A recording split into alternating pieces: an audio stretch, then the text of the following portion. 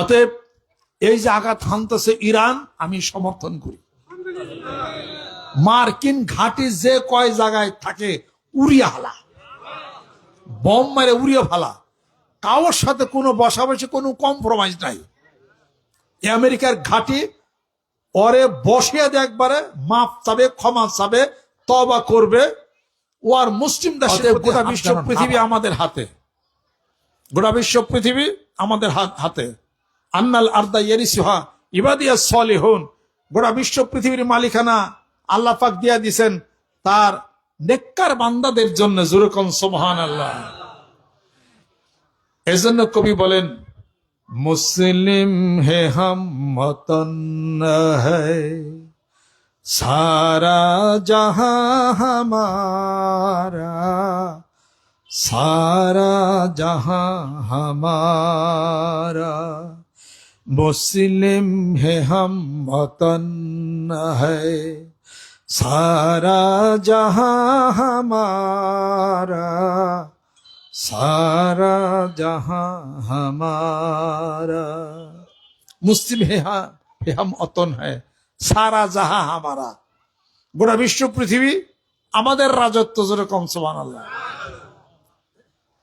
ওই আমেরিকার মতো তেল সুর, আমাকে তেল চুরি না করলে ওকে দেশ চলতো নি। যেরকম মুসলিম দেশের মধ্যে ঢুকে মারামারি বাজায়, সব তেল চুরি করে যায়। ইরাকের অবিসংবাদিত নেতা সাদ্দাম হোসেনের বিরুদ্ধে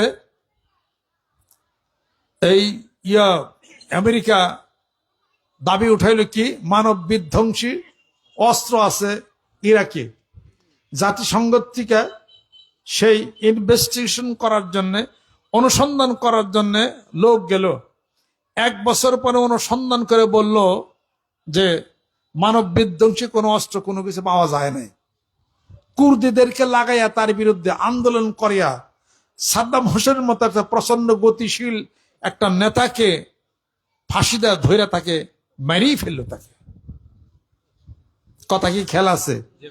আমেরিকা চায় তার সামনে মুসলিম দেশের কোন রাষ্ট্রনায়ক শক্তি যেন দাঁড়াইতে যেন না পারে। ইরাক শেষ করছে, মুয়াম্মার গাদ্দাফি লিবিয়াকে তাকে শেষ করেছে। এরপরে আয়াতুল্লাহ আলী খামেনিকে পরশুদিন মেরে ফেলছে। এই কাজই হলো আমেরিকা করে।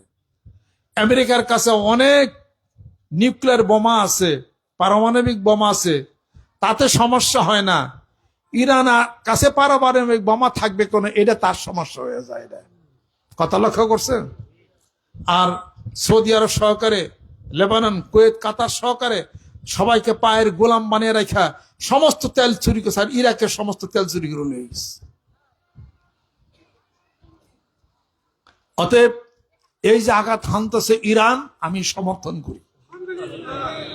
মার্কিন ঘাঁটি যে কয় জায়গায় থাকে উড়িয়ে হালা, বম মারে উড়িয়ে ফালা, কারোর সাথে কোনো বসাবসি, কোনো কম্প্রোমাইজ নাই।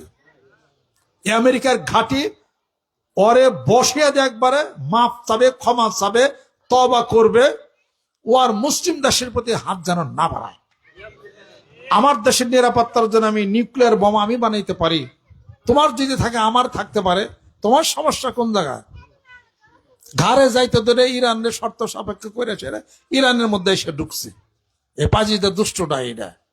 অতএব ইরানের জন্য আমরা দোয়া করি, আল্লাহ তার হাতকে শক্তিশালী করে দিক। ইরানের মাধ্যমে যে কটা মুসলিম দেশে যে কটা ঘাঁটি আছে আমেরিকার, তেলের খনি আছে, ওরা চুরমার করে দেশ ভাঙ্গে সব ই করে দাও। সব আল্লাহ পাক যেন কবুল করে নেন। বাংলাদেশের বুকে মুসলমানদের ভিতরে যে তেজোদ্দীপ্ততা আছে, যে ইমানি যে কুয়াত আছে, যা শক্তি আমাদের আছে, কিন্তু আমরা প্রতিরক্ষা ক্ষেত্রে আমরা খুব দুর্বল। কথা ঠিক কিনা? একটা মিসাইল কি আছে? একটা মিসাইল কি আছে? ওই দিন বোমার একটা বিমান কি আছে? কিছু আছে? কিছু নাই, হুদা সব। বিমান বাহিনী শক্তিশালী করা দরকার, পদাতিক বাহিনী শক্তিশালী করা দরকার। আমাদের দেশে ইঞ্জিনিয়ারদেরকে লাগাই দেন, মিসাইল বানিয়ে ফেলাবে ইনশাআল্লাহ তাআলা। আমাদের দেশের বড় বড় ইঞ্জিনিয়ার, বড় বড় সমস্ত ব্রেন মাথা সব বিদেশে চলে গেছে, সব কিনে নিয়ে গেছে। দুঃখজনক ব্যাপার। আমার এক আত্মীয় বড় ডাক্তার আমেরিকা কিনে নিয়ে গেছে, আমার সাইফুল ডাক্তার, ওই যে ইংলিশে বক্তৃতা দিত, সুযোগ দিয়ে আমেরিকা নিয়ে গেছে, সব ভালো ভালো ব্রেন করে নিয়ে গেছে। তারাও গেছে। গেছে কেন? আমি একজনের কাছে শুনলাম, কইতেছে বুড়া বুড়ি আমরা থাহি বাংলাদেশে, আমাকে কেন ছেলে পেলে বড় বড় অফিসার কোথায়? কানাডা, অস্ট্রেলিয়া, নেদারল্যান্ড, এই সমস্ত জায়গা। আমাকে, আপনাকে কি অবস্থা?